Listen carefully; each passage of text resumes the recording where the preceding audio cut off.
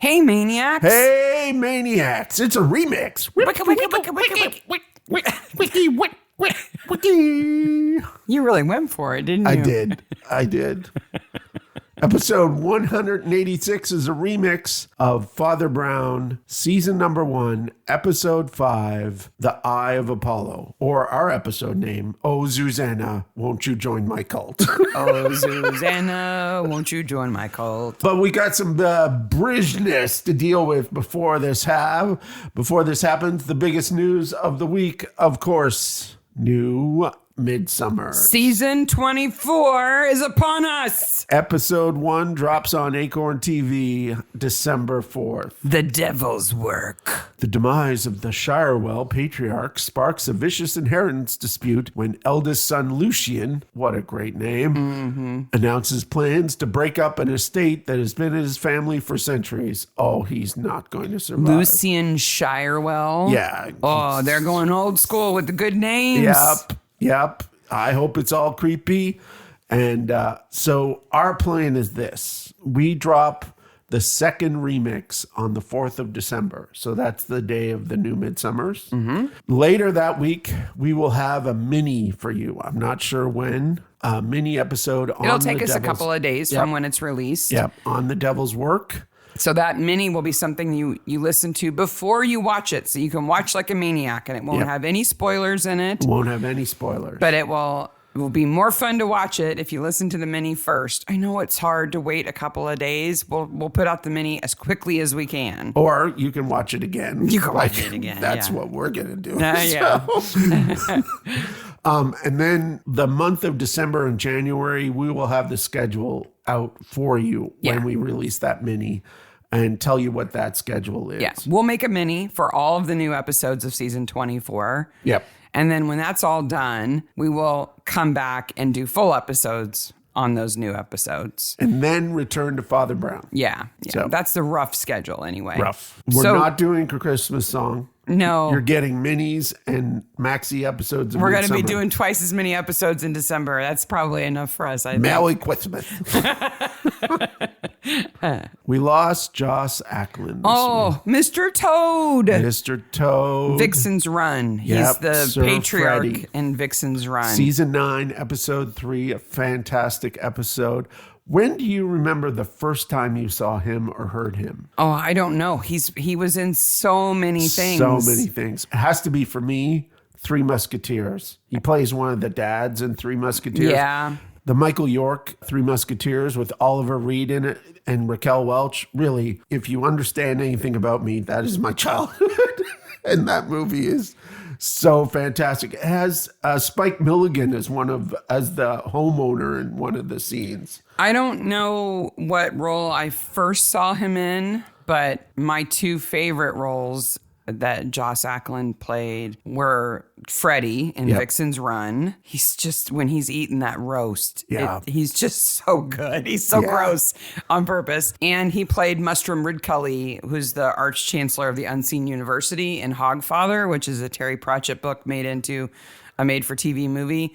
And he was perfect as Ridcully, if you're a Pratchett fan. Absolutely. Many people forget that he was the Black Rabbit in Watership Down. If you watch that movie again, you're like, oh, these rabbits are depressing. And wow, Black Rabbit is really depressing. Yeah. So, and he's also in The Mighty Ducks. He was in a lot of things. Yes, he was a busy boy. 95. What a life. Yeah. What an absolute just incredible. Fantastic life. Go watch a Joss Ackland movie or watch Vixen's Run again. Speaking of movies, we watched A Haunting in Venice this week. Yes, the new Kenneth Branagh Agatha Christie adaptation of Halloween Party, which liberal adaptation. It's loosely based on a Halloween party. It's unfortunate that we're not going to spoil it for you, by the way. This takes place in 1947 in Venice. 1947 Venice. And I kept asking Sarah, weren't these people fascists 18 months ago? It's just recovering fascists in the background. What were we thinking? A mini review for us was, I really liked the first 45 minutes. I thought it was atmospheric and it had some great magic lantern things in it. And then it takes a turn that I did not like. I'm just going to say, if you liked the other Kenneth Branagh Poirots, you'll like this one. Oh, I think so, yes. But don't watch it comparing it to anything Agatha Christie ever wrote. No. If you do that, you'll be dissatisfied. No. But if you just go into it blind and just say, this guy just happens to be called Poirot and he has a mustache, and set everything else aside, you can sort of enjoy. It's beautiful. Oh, it's gorgeous. It is. I give it a 10 out of 10 for the sets, the lighting, the camera work. It's gorgeous. It looks like it's actually filmed in Venice, unlike Murder on the Nile that was a bit CGI-y. Yeah. Plot-wise, I give it like a 3 out of 10. It takes a turn that we both didn't like. We're not going to spoil it for you, but the other thing we did while we were watching that was I was on the Instagram on our broadcast channel, and I was live messaging as we watched that. Yeah. And quite a few. Which we didn't announce we were going to do or anything. You just thought you'd give it a shot. Just thought I'd give it a shot. Have some fun with it. And then we asked people if they would like us to do this more and how they would like us to do it. And overwhelmingly, people would like us to do it more, but we should announce what we're going to do. And everybody could do it together. Everyone can do it together. And what we'll do is post when we're going to do it. Mm-hmm. And what channels you can find what we're doing it on. Yeah. Now, so we're talking about a live viewing party of some mystery show. Yep. Where everybody can watch it together and comment and see what everybody else is talking about. Like a big chat room alongside a viewing party. We don't know what technology is going to work best for everybody to do it. But enough people said they want us to do it that we think that it's a good idea. And so we're investigating. Yep. If you listen to another podcast that does viewing parties and you like how they do it, let us know. Because yes, definitely. I listen to a couple that do it and they always do it on Discord, but we don't really use Discord with our community. I just find Discord kind of loud and it's very discombobulating. Loud. Yes. But if that's the right place to do it, if that's what people tell us, we'll give it a shot. Otherwise, we're looking around to see what platform would be best. And if you have a recommendation, let us know. Otherwise, we're going to keep investigating and maybe try to do this before the end of the year. And we're not going to do the new Midsommar. No. It'll be something that everybody has access to. That is older, that is easily accessible, that it's available to everybody. So this episode is number 5 of season 1, The Eye of Apollo. And I watched the episode again this week and re-listened to our episode, and we dropped the ball on something. We did? We dropped the box on something. What? At the beginning, there's a box that they're loading into the mansion. Right. So it starts with the cult is moving, right? Yes. And they're moving into this big country mansion. Estate, yes. And there's a big crate that they bring off of a truck. They never say what's in the crate. And then we kind of mention it, but we don't say what's in the crate. I think I know. What do you think is in the crate? It's all the cult robes. It's a big box though, isn't it? Like 4 by 4, 4 feet by 4 feet. It's really heavy too. It takes a couple of guys to move it. Oh, I know what it is. What is it? I think I know exactly what it is. Okay. What is it, Sarah? I think it's their monthly cult crate. Oh! Your monthly delivery of all your occult needs. You know, you get Bark Box and Snack Crate. And okay. All those things. This is Cult Crate. It would make sense that it's big. What would come in Cult Crate? All of your occult needs. Like what? Art supplies. They do a lot of painting in this episode. They gotta have art supplies. Come on. Everybody's like, paint a sun. Yep. Probably stencils for circles, I would think, for the suns. Yeah. Robes, like you mentioned. Yeah. You know, you'd need a monthly shipment of robes. They get dirty. They get stabbed or whatever, you know. Thrown out a window. Brainwashing paraphernalia. They probably need that. Yes. Bad cello players. Oh, yes. Wow. The cello player. You just open the box and there's a bad cello player inside. And then, you know, like when you get a monthly subscription to something like that, where you get like a box of mystery things, sometimes they put in like a bonus item. So the bonus items in your cult crate could be things like Kool-Aid in bulk. Oh, wow. You went there. Or it's Flavor Aid, really, but Or it could be a lot of duct tape. Oh, yeah, I guess. Or a list of cult-friendly attorneys. I mean, there's all kinds of things that your modern cult leader needs. So it's their monthly cult box. Yeah, Oh, yeah, okay. it's Cult Crate. The Cult Crate. We should subscribe to Cult Crate. We You'd should. never know. They're not a sponsor of our show. No. That's what I think is in the box. Anyway, we've yapped enough. This is episode 138. Father Brown, season 1, episode 5, Eye of Apollo. Oh, Zuzanna, won't you join my cult? Originally broadcast on the September 19th, 2022. Stay tuned to the end for some extra stuff.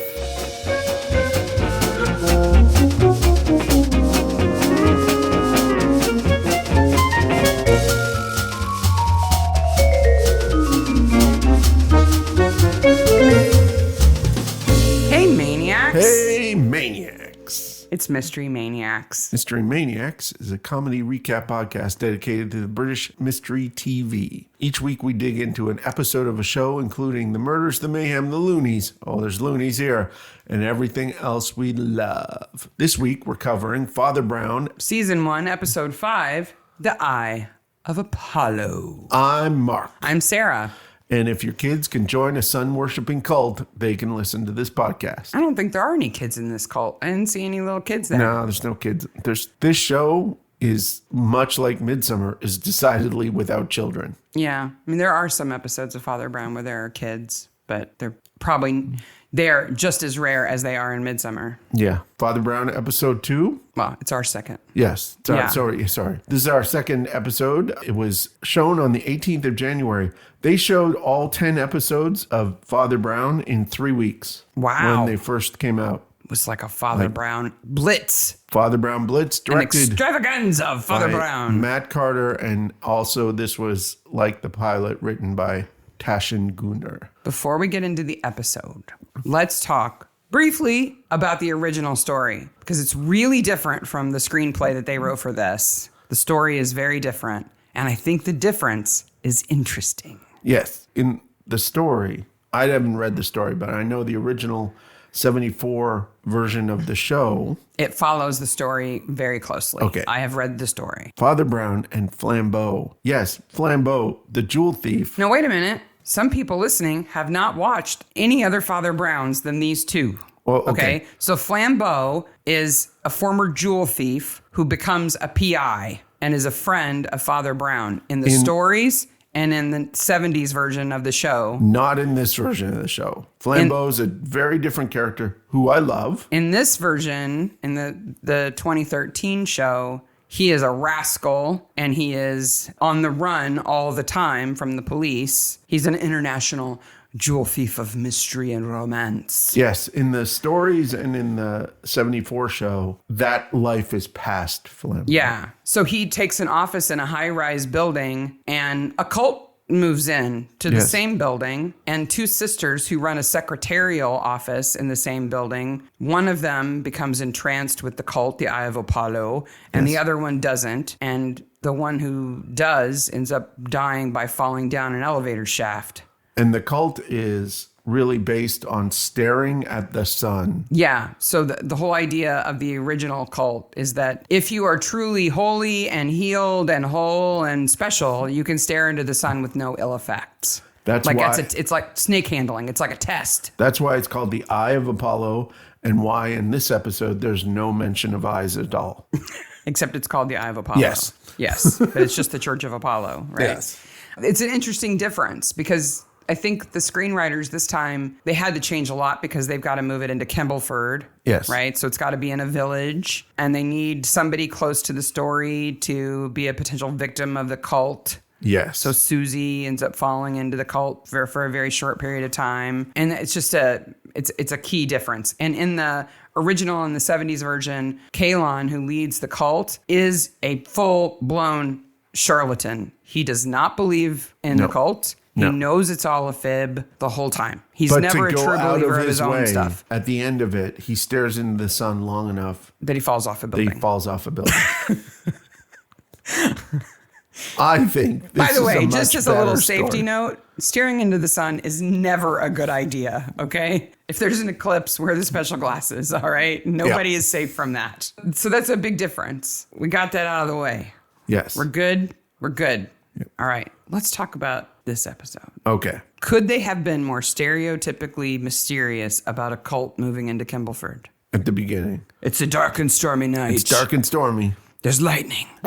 There's people in cloaks with hoods. There's fire. And a box that says Church of Opalo. Yes. Like, what's in the box? What's in the box? At first, I thought Kalon was in the box. That'd be pretty impressive. That Like, would be. If they carried him around like Dracula in a box like that. But it's not. It's just their stuff, I guess. And Father Brown, like Midsummer, is the whole idea is that we'll flirt with the idea that supernatural exists, but then place you clearly in rationality at the end of the episode. Mm-hmm. If Kalon had been a vampire, it would have been shown that he wasn't actually a vampire. He just thought he was. Yeah. But he was wrong. Yes. He was faking it. Poor Susie. She's a refugee. She has to deal with Mrs. M all the time. And her hut catches on fire. Lost her parents. She lost her parents and then she almost lost their photos. Yeah. What knocks over the lamp in her hut? The wind. Kalon.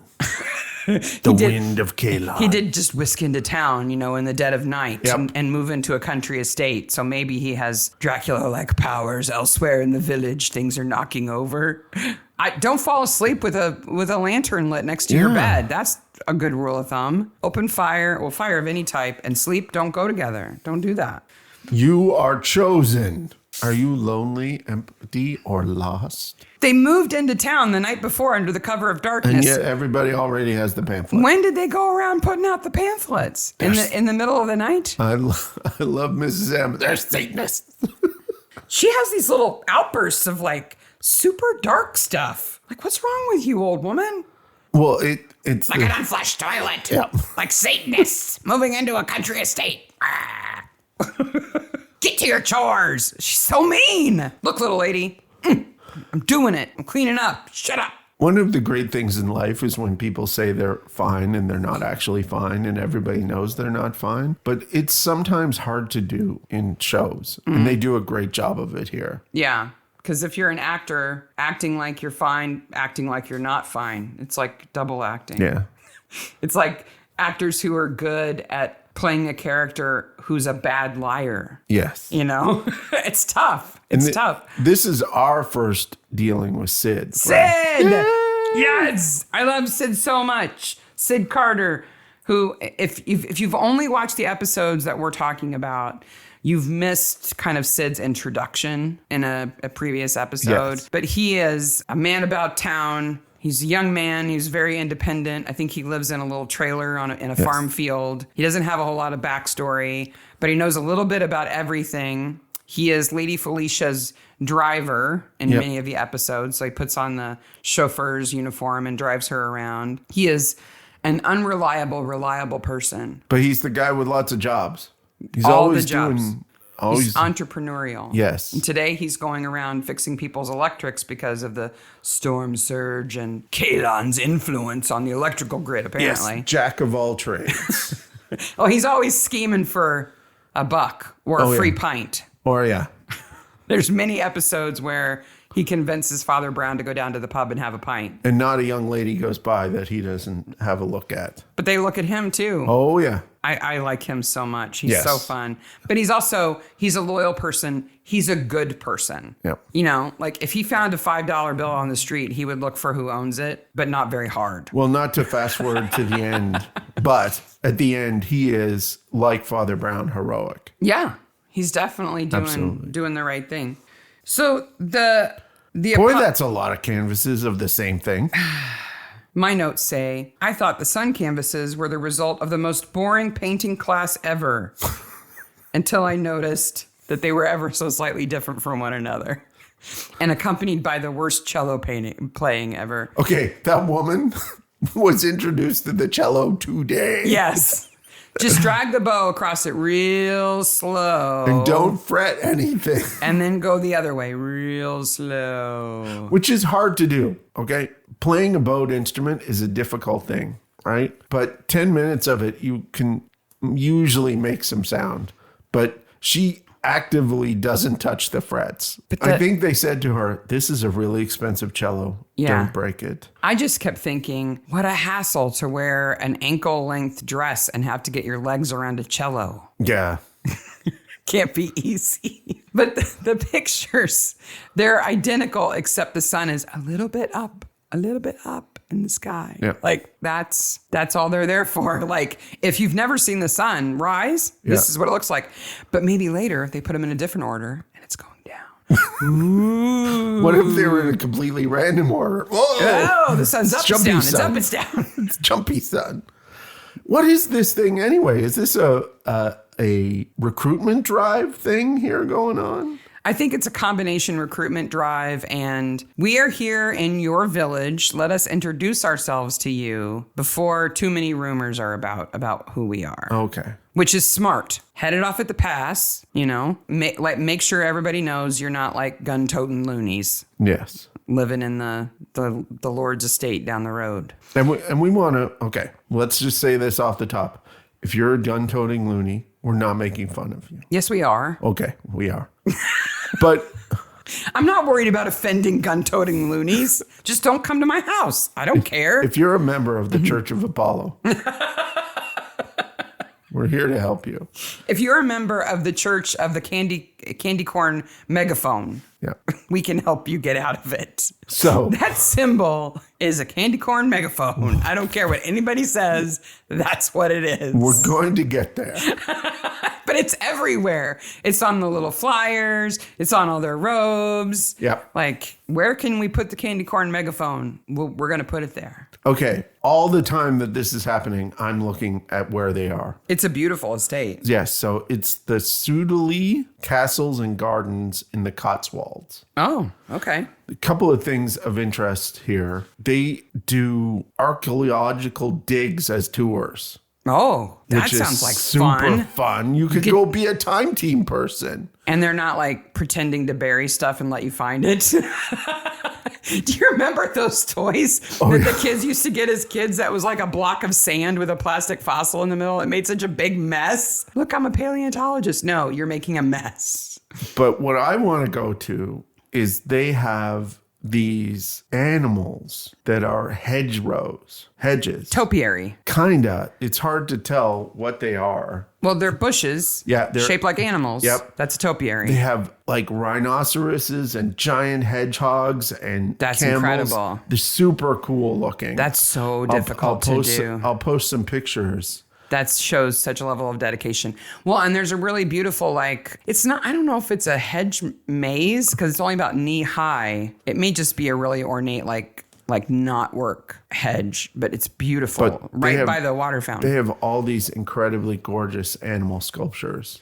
So we're not supposed to believe that Dominique, the lady of the cult, owns this place, right? No. Like they're renting it, they're leasing it, but it's her money that's paying for it. But what I noticed Where were they before they moved in there? I was somewhere with those other two ladies. Okay.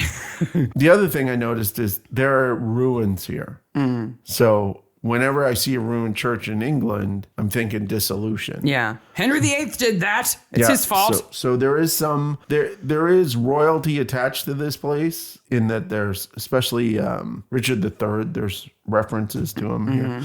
But I thought it was interesting that there was a Catholic at a cult activity in a disillusioned church. They were trying to do something there.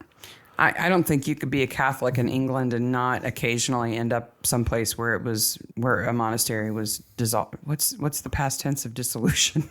Where it was dissolved, where it was destroyed by Henry VIII. Also, the thing I don't like about this cult, both here and in the original, is my British cults come in two flavors. They come in the crazy Satanist big parties in the mansion cult. Mm-hmm. Okay, like what's his name? Bald guy, Aleister Crowley. Like that's one type of cult. Mm-hmm. The second type of cult is the people who put you in wicker men and are the pagans. Yeah. Those are the British cults. Not just pagans, not regular pagans. Not regular culty pagans. We're talking about a different. They're not real. If you're a regular pagan, That's fine. that's fine. That's not what we're talking But about. if you put people in wicker men and burn them, That's not fine. It's not fine. That's bad.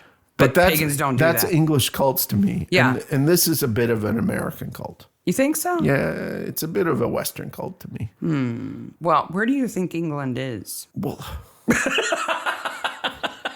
I know what you mean. Yes. It's got more of an American flavor to it because it's so lame. Like, it's based on this concept that just doesn't make a whole lot of sense. yes. Kalon's robes are much nicer. Did you notice how much nicer they are than everybody? They are robes that would be made for a cardinal. Yeah, they're super nice. That's what they are. And then they've embroidered their candy corn megaphone on them. And he explains his story. And then he does some great cold reading on Susie, which includes, do you feel the warmth of your parents sitting here in the sun? Yeah. Like, clearly. What would they do if they were holding an event like this and it was totally overcast? Yeah. Do they have like a lamp that they call the sun that they just wheel out, or pretend the sun is out and you're looking at it? But I'm different than your religion. I have proof. No, you don't. No. No. You have proof that in 93 million miles, the sun's heat doesn't dissipate. That's the proof that you have. Yeah. Kalon had this vision when he was shot in the head by a sniper during the war, right? And he should have died. If a bullet goes through your head in one side and out the other, Should have died. you should have died. But on a rare occasion, people do get that kind of injury and not die. There was a dude who got like a piece of metal rebar through his head and lived. Yeah, there's a whole bunch He of... was wackadoodle afterwards, but he lived. Whole line of scientific inquiry, which is, oh, you had something really bad happen to your head? Can we test you now? Yeah. And you lived? Let's figure you out. He got shot, and then afterwards he says he got a vision, Yes. right? And the ancients, I don't know who the ancients are. They're the old ones. Oh, do they live in the sun? Yeah, I guess. They like hot stuff, huh? I guess. They should have chili peppers as their symbol Maybe. then. Or a sun. I don't know. Why not a sun? In the original show, it is the sun that his symbol is. It's not the candy corn megaphone? No, it's the sun. But that's when he had his big revelation and started the church. At this point, if this is 53, then we can assume that it's been about 10 years, but he spent maybe a year or so in recovery, maybe. And so then he started the cult. And he's got his cold reading really done well. And what Father Brown calls Barnum statements, he talks about vague things. Everybody has you miss parents. your parents. She's clearly a refugee. She's got an accent. So, and she's sentimental about her parents because what they used to call her You versus feel what like people you're call missing you. your old home. Yeah, it's- like who wouldn't? Of Like course. that's why he asked her name. Yeah. Zuzanna. Zuzanna. Oh, Zuzanna. Don't you cry for me.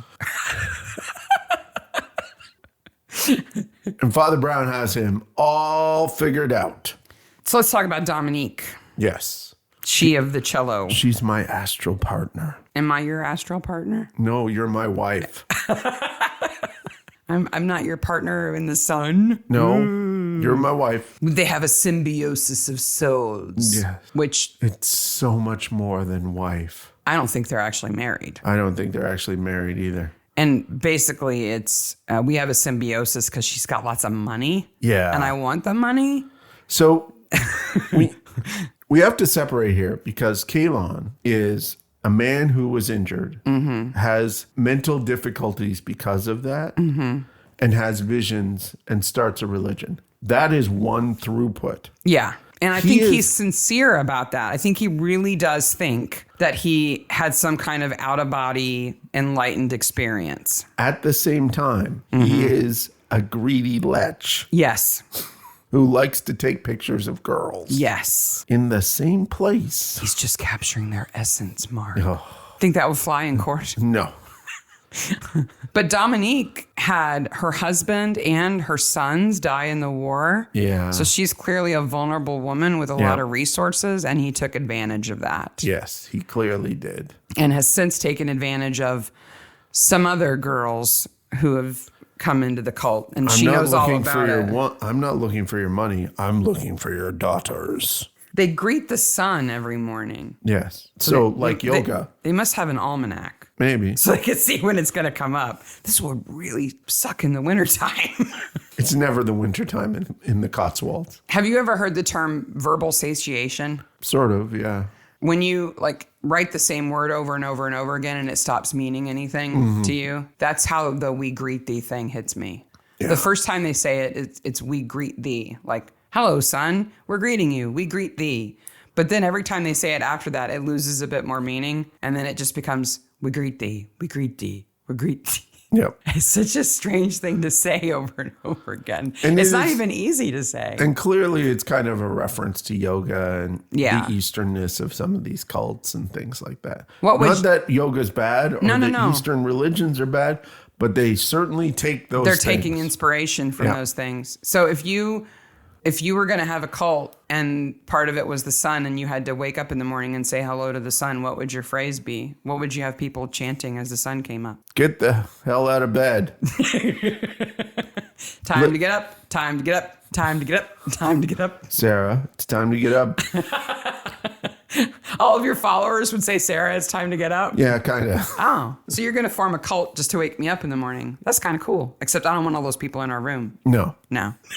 For the new listener, I am a morning person who leaps out of bed. Oh, yeah. You're like, hey, time to get up. Yay. Feet on the ground. Woo. Sarah is not. I get there. Yep. Pretty quickly. I've turned you into a morning person. I like being up in the morning. Yep. It just takes me a few minutes to get there. And you wake up and you're on. Well, it's Sunday. We slept in till 5:45 this morning. We're nuts. I get up earlier on the weekends because I'm more excited to do the stuff that I want to do versus the stuff I got to do for work. Though I have to tell you, 2:30 in the afternoon, I'm a walrus on the couch. You turn into a potato. Yeah. Speaking of potatoes, Father Brown's playing with his food, and I have in my notes, is he building the Devil's Tower? Yes, it's very much a Close Encounters of the Third Kind of. He's drawing in his gravy. It's breakfast, isn't it? Yes. Why does he have gravy and veg for breakfast? I don't know. But Mrs. M cooks does she cook all of his meals? I don't know. She doesn't live there. No. We know she doesn't live there. But I'm sorry, I'm not making something with homemade gravy for one person. That's a lot of work. Yeah. Especially if he's going to play with it. I love that Sid says So Susie has gone to the cult, right? Yep. She's gone to check it out. And Sid's like, we gotta go get her. We gotta sneak in, grab her, and get out. And Father Brown says, there's a word for that. And Sid goes, brilliant. He says, kidnapping. And then they proceed to do that exact thing. Well, they don't like throw her over their shoulders and carry her out. They try to persuade her to leave. Sid's just, I love the two of them going over the wall. Yep. I love that. I love Father Brown sneaking around because he knows he has a bit of protection as a priest. If he gets caught, everybody in Kimbleford's going to go, oh, that's just Father Brown. That's just what he does. Like, if he was creeping around your house, you might feel a little bit different. But, he's creeping around there. If Valentine caught him doing that, he'd be like, you get out of here, Father Brown. It would be finger wagging. Wagging his finger. Yep. Yeah, like, you naughty guy. You know better. Angry painter is angry. Adam. Yes. Poor Adam. He's got a burned arm. Did you recognize Adam? He seemed familiar, but I didn't know where I recognized him. Well, you should have recognized him because the other role that you've seen him in, his name is Ben Starr, the actor. The other role you should know him for is in Midsummer in The Sting of Death. He plays Noah Moon. Oh, that's right. Who is another weird, artsy guy, culty kind of thing. That's right. That's the same actor. Yeah. He was also in that movie Eat Local. Do you remember that? Yes. With the vampires. There's vampires in a small town in England. Yeah. Well, it's got Mackenzie Crook in it. It's got Annette Crosby in it. It's got Tony Curran in it. It's got Dexter Fletcher in it. I mean, everybody is in that movie. It's really good. If you haven't seen it, Eat Local. It's a fun, weird movie. Yeah. They do a lot of The vampires are the good guys. They do a lot of world building that doesn't pay off in the end. But it's fun. That is fun. It's brain candy. It's a movie that should have a sequel but doesn't. Yeah. And he's been injured in the war. Adam has. And he thinks that the cult's going to heal him. And he's frustrated with Kalon because he sees Kalon stepping out. Mm-hmm. And he's in love with Dominique. Mm-hmm. So he thinks that they should kind of get rid of Kalon, I think. But I think he's also starting to doubt the cult's power too. I think they convinced him to join, saying that the sun would heal his injuries, and he still has a limp. He's still in pain. It's not working. So not only does he think that Kalon is a fraud who mistreats Dominique, but he thinks that the whole cult is based on a fraud. So then Father Brown makes reference to those law thingy. Yeah. You know. And then Dominique takes a bath with Dutch angles. So let's talk about her murder. Yeah. Because it's confusing to me. Okay. So. Oh, okay. Because I really like what happens here. We haven't mentioned this, but this is a spoiler podcast. So if you've never listened before, we're about to ruin it. So if you haven't seen the episode, go watch it, come back, or we're going to spoil it for you. Okay? Yep. Okay. You've been warned. All right. So in reality, she gets whacked over the head, right? With Kalon's cane. Yep. Which has a metal ball on the end. Bonk. Yep. That would hurt. But that doesn't kill her. So he dumps her out a window. Yes. Okay. It's a second-story window. Yeah, that's the problem I have with the I like the part that he thinks he's killed her, and then she wakes up and he has to think fast. Mm-hmm. I like that part. Mm-hmm. The throwing out a second floor window doesn't work. No, and you know, because she's so far from being dead that she can scream for help and stuff and is up and on her feet. Yeah. So there's no reason to think that a little bit more damage is going to kill her. And pushing her out the window from that height onto pea gravel, which is kind of soft to land on. That being said, we wouldn't want any of this to happen to us. No, but I just don't think it would kill her. And I think she'd be laying on the ground going, Kalon did it. Yeah. Because she would know exactly who hit her and who pushed her. Yeah, yeah. He should have done something that was a way more a sure thing. Yeah. You know, whacked her on the head a few more times. Or it should have been like 3 or 4 stories up. Yeah. Yeah. Yeah. I just don't think falling out that height would kill you. It might hurt you, but I don't think it would kill you. But we don't know any of that yet. All we know is there's Dutch angles and Dominique is screaming, and yet Kalon is outside the door. Mm-hmm. This is the locked room mystery part. And once you know how he does it, it's so clear that he's doing it. Yes. He's a very good actor. His name is Michael Maloney. Yeah, he's fantastic. He's been in 2 Midsummers. He was in The Lions of Coston and Masterclass both. Remember in Masterclass, he was the overbearing dad? Yes. But he does that double fake, right? He's an actor pretending to be a character who's pretending to lie. And yet you know he does. And he goes from rage. If you're watching him close, you can tell he's faking it at the door, pretending that it's locked. Yeah. He goes from rage to no rage really well. Oh, yeah. But he has those eyes. He can open his eyes like double wide and not blink, and they look maniacal. So he sends Father Brown away to get the key, even though the door isn't actually locked, and pretends to be like, Dominique, open the door. Father Brown like goes to the slowest key glancing thing. Yes. Just it's a very good locked room method. It's totally believable, and you see it happen, so you know it could happen. Now, and you knew she was alive. Yeah, yeah. Now, his office has to be a good distance away, but because he needs the time, I think he'd have to be super fast. They moved in really quickly and set up everything. I think it was already furnished. I would hope so. And they just moved the trunk of stuff in. Okay. There's a thing in Dominique's room that I don't know what it is. Yeah, it's weird. It's at 4117, you can see it. You can see it in every shot of her room, but you can specifically see it in that shot. So if you want to scrub through and find this timestamp, it's almost like a canopy. So it's like a fabric on like a wire frame at the top that looks sort of like an umbrella. Yes. And then it's got like a curtain that hangs down all the way around. But it's in the corner of her room. It's almost like a giant bird cage that's covered. That, or it's like a changing tent. Like if you in Victorian era, if you went to the beach and you were they didn't even get naked and put on their swimsuit. They already had it on. They would get it. They would cover up just to take like their shirt and skirt off that was over their swimsuit, because it was indecent to even take those off in front of people. Yeah. And so they would have these little changing huts, and it almost looks like that. Yeah, it's very weird. But I don't know why you would have that in your room. I don't understand. I don't know. If you're listening to this and you know anything about this, or have been to that let us know what you think it is. Yeah, that estate. And you'll post a picture of it? Yeah. Okay. I'll post a picture of it. So Susie's going to be initiated. Okay, before that, I have a question. All right. Who gets to decide whether you get last rites or not? Because this woman is not a Catholic. Yeah, but I think... By the way, like the seal of the confession, last rites is like every detective novel writer's dream. They're like, how can we get a priest over here? Oh! Yeah. How can he have an excuse to be right next to the body, checking it out, And everybody kind of steps back and leaves him to it. My impression is that a priest doesn't take the chance. So it can't hurt you, but it might help you to do the last rites. Okay.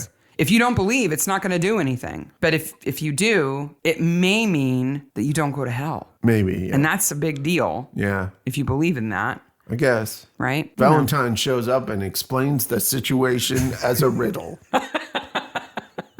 I like Valentine. Valentine's awesome, but he's here for exposition. Yes. Well, and he clearly is taking no shit from these cult people, he doesn't even pretend to respect what they believe in. It's just yeah, charlatan, whatever, the lady's dead. So who did it, right? I also like the idea that Adam is painting yet another picture of the sun. So he's painting with oranges and reds. And when he and Dominique tussle a little bit because she tries to kiss him, he gets paint on her. So then when she's going to bathe, she's rinsing the paint off. Yeah. And then there's blood. So you don't know whether it's paint or blood. Yeah. And they find the paint on her and they know it's from him, and so he gets framed for it. Did you notice every time Kalon arrives, there's a sound effect? No. Yes. What is it? It's like when What? he comes into the room, every single time he shows up, it goes, whoom. I don't believe you. Are you serious? Yeah, I'll play the sound. How did I miss it? I'll play the sound right here.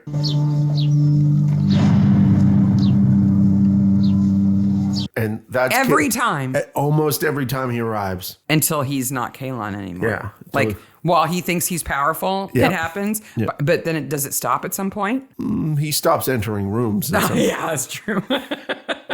So let's talk about the initiation. Yes. So Susie gets to put on a curtain. Yes. With some drawstrings in the armpits? Yeah. How does that work? I guess. The estate has a chapel. Yes. Which he's happy to use, even though they're not Christian. And they unveil a prism. Yes, which is like... Science. I'm just thinking logistically. They have to do this in a space where the sun is going to hit that spot, right? Now, Christian churches, especially older ones, all face the same direction. Yep. Okay? But the sun is not always in the exact same spot, and there may not be windows to let it in at the right angle. But this ritual relies on that. Yeah, until I knew how big this estate was, I was like, isn't the church broken up? Because you see the ruins, but no. No, they would have their own chapel. There's lots of different things in this estate. But that's... In my notes, it has, I baptize you with prism. Yes. It would be very difficult to time that just right and have just the right space to do it in. But it has that quality of showmanship that good fake cults have. Oh, yeah. But logistically, it's really difficult. Yeah. I mean, if they're 5 minutes late, the sun may be out of line and not hit it. And then somebody would have to be like, here's a flashlight and shine it in the prism. And in my notes, I have that Susie should say, once she's baptized, that this is the end of Act 2. To put a point on it, it's the end of Act 2. So then we go to Valentine's room office again. Sorry. Where they look at Kalon's record? Yes. I trust you not to touch anything on my desk while I step out. Tap, tap, tap. And this is I love Sid as Father Brown's sidekick. Yeah. Because if there's something that Father Brown really can't do, because of who he is, Sid will do it. And if there's something that Sid shouldn't do because he would get in trouble, Father Brown will do it. And they'll act they're a great pair. They'll act like each other's lookouts. Yes. Absolutely. Father Brown's digging through filing cabinets that don't belong to them, and Sid's on the lookout for him. Like they're such a good team. So they find the clipping about Kalon being shot in the head and his real name and everything. And now I'm assuming Gerald is on the run a bit here because he has a file about him. Why would they have a file like that in Campbellford? Yeah, that's what I was going to ask, is that they might have his police record because they may have requested it from wherever they were last. In the meantime, in the 24 hours or something that this all takes place in, it's very fast. The timing is a little fast here. But why there would be a newspaper clipping in it, I don't know. Yeah, it leads you to think that maybe he's more on the run than they're giving credit for here. But would they have a physical file? No. They wouldn't have a physical news clipping like that. No. At most, they would have like handwritten notes about it that they jotted down on the phone with somebody else, right? You'd get this information from somebody else. Like a telegram. But that's not as fun as having it in a file in the office that Father Brown can look. Yeah. So they can see him laying in bed with the doctor and his stethoscope on. Yep. And Father Brown has everything all figured out now, and he finds the pictures. But they break the rules. They don't let us see the picture. They don't let us see the clipping. We don't know what he knows, and that bugs me. I wish they showed us the clipping. But we don't know that part, but we know then that he's total charlatan. Mm-hmm. And they show us the pictures he's taken of the girls in the same pose, in the same bed. Yes. Just a weird date. I don't buy that Susie wouldn't be put off by that. Yeah, I would think that Susie would be put off. If they were photos of these girls wearing like very thin robes from the cult standing in the sun and you could see through the robe, I might buy that as an artistic photo that he also likes because he can see their bodies. Yeah. But they're lying in a bed in their negligee, their slip. Yeah. I'm not buying And I don't that. like the scene where she sees him taking pictures of Susie because it's pee-pee Tommy that doesn't need to be. And he's taking a picture of the back of her head. Yeah. Ooh. I'm sure there are people who are into that, but Kalon wearing a camera around his neck is weird. It's sort of a giveaway. Yeah. Like hide it under your robes or something. No, I'm just down here in the grass taking a picture of the back of her head. I love the back of a bench. It's awesome. So we find out that they went upstairs and were arguing, and then Kalon kills her. And Father Brown lays all of this out, and he is still incredulous. He's like, and you're here to arrest me? I'm like, that's not how arresting works. No. I know that your view on religion is maybe alternative, but Father Brown has no arresting authority. Kalon's big weakness here is that he didn't do his research. They should have chose a town where Father Brown didn't live. Yeah. He doesn't know about him. Yeah. And what he does. If he had, they would have gone somewhere else. Yep. They would have gone to Costin or something. And we see that that moment again where he says, I don't care about you being punished. I care about your soul. Well, he says, it's not my job to seek to get justice for you, And this is where Sid justice is great because Sid recognizes that this is the end of the show and recognizes this is Father Brown's stage. So he gets Susie to safety. This is a cassock battle between black and white, and Susie could get hurt. Yep. Because it's going to be a showdown. Yep. Cassock versus cassock. Yes. I love the line where Father Brown is so good. Mark Williams is so good. He curls his lips up and kind of shows his teeth, and he gets a little spitty when he gets really, really mad. Yep. He's like, there are no astral spirits. And Kalon says the man who believes in a virgin birth. And Father Brown kind of goes, oh, he kind of got me on that one. Yeah. He's like, given, but you're still bad. I think he says fair. Yep. But the face, he doesn't do it every episode, but man, when he does, in the first one, when he's facing off against the Anglican reverend at the top of the tower, it's like few things piss him off like that. But using God as an excuse or belief as an excuse or hiding behind God in some way, that really makes him mad. Kalon's having a bad day here. Well, so when when Father Brown confronts him and says, what your symbol is the stethoscope. What you saw was a bright light as a result of a brain injury, or it was a light being shown into your eyes. Yeah. You didn't have a revelation. That didn't happen. Do you think that Kalon/Gerald knows that? Does he know that this thing that he's built is based on a misunderstanding he had because of an injury? Now, in the latest, I think it's the latest season of Father Brown, Kalon comes back. Yes, they have children of Kalon. I want to watch that episode again because I want to find out if he's repentant. He is. I think he pretends to be, but I'm not sure he actually is. Yeah, but he definitely admits that he didn't actually get a revelation. But in this scene, when Father Brown is confronting him, do you think he's learning something from Father Brown? Like, oh my God, you're right? I think he has an epiphany of doubt. Wow. That's the deepest thing I've ever said.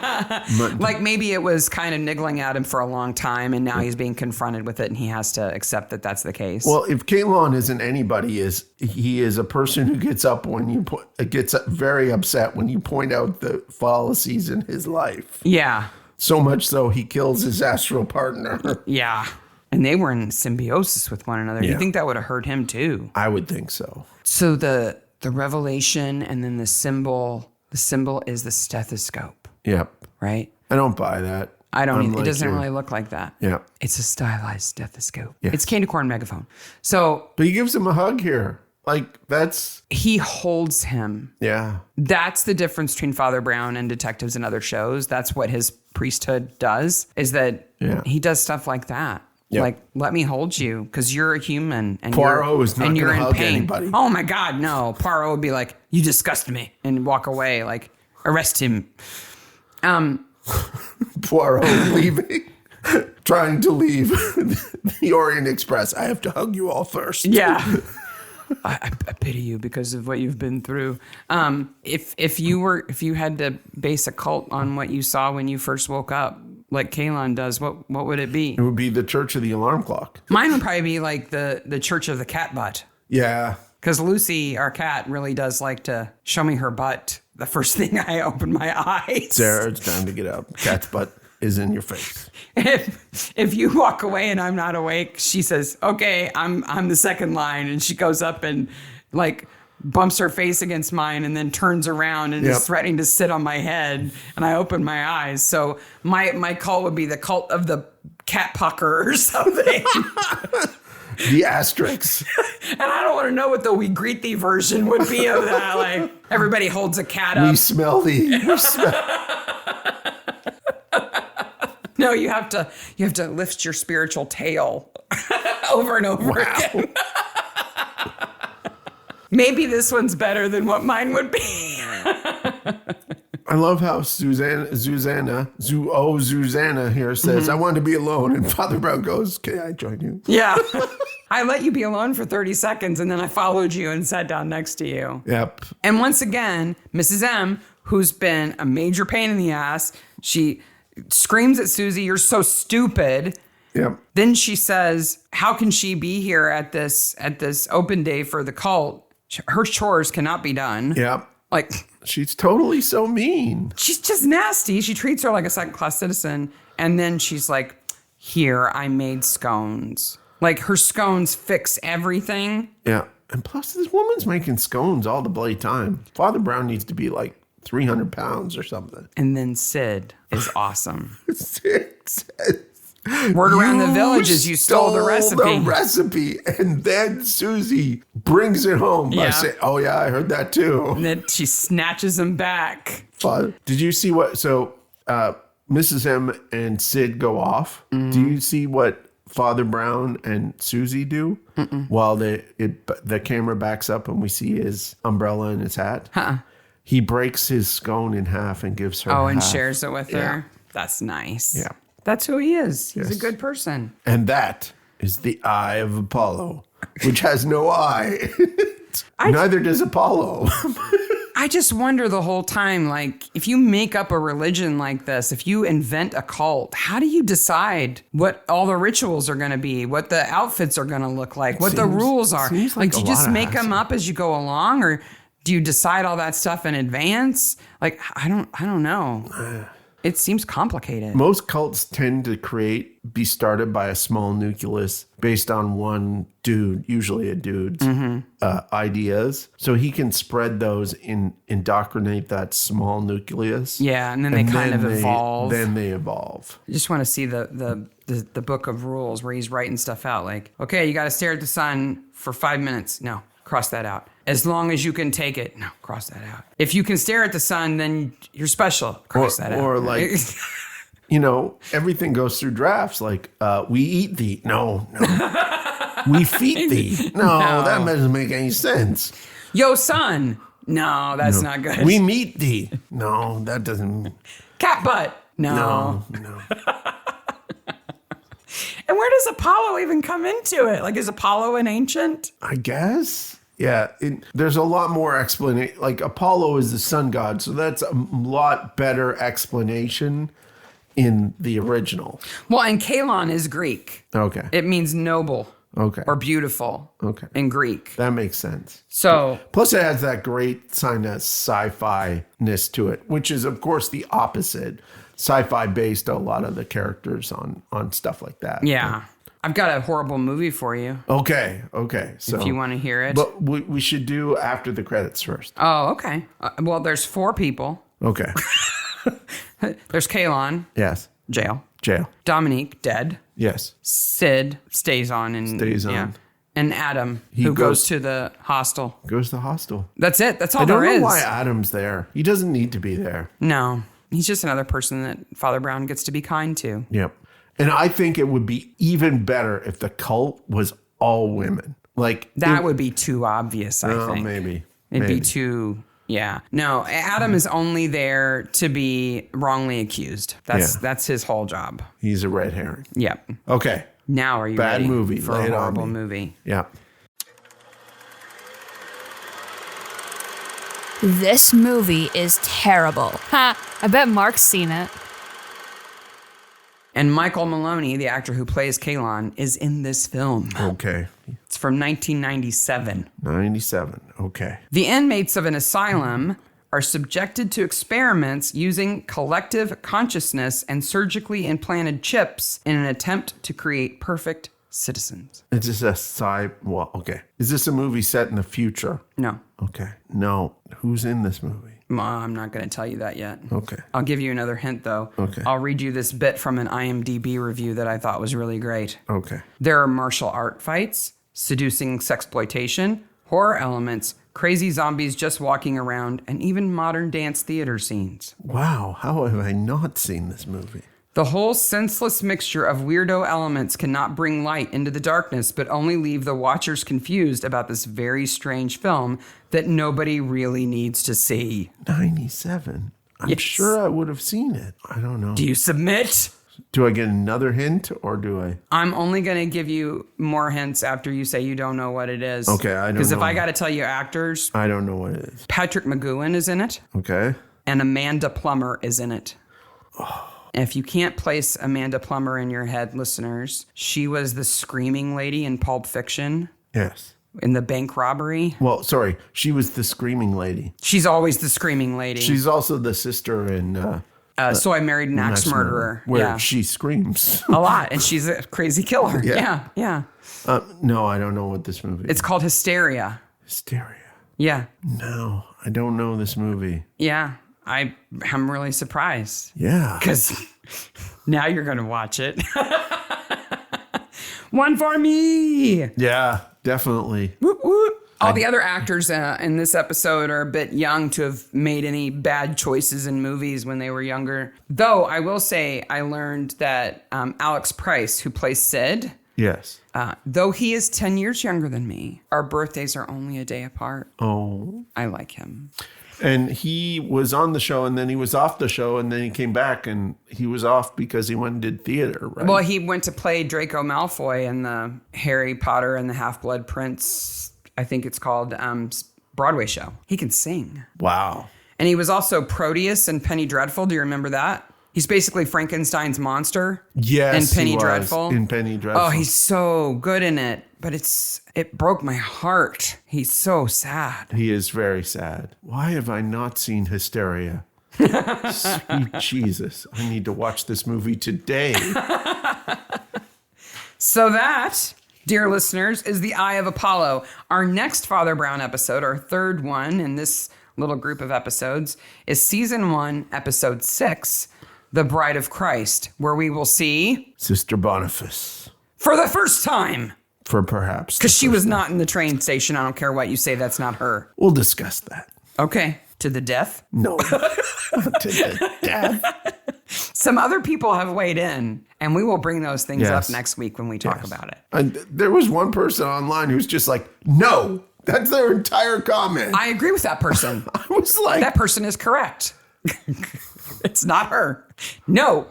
Another thing that we'll do next week, besides pit fight about Sister Boniface in the train station, is we will tell you the watch list for October. Yes. For Halloween. Ooh, spooky. Bye, Maniacs. Bye, Maniacs.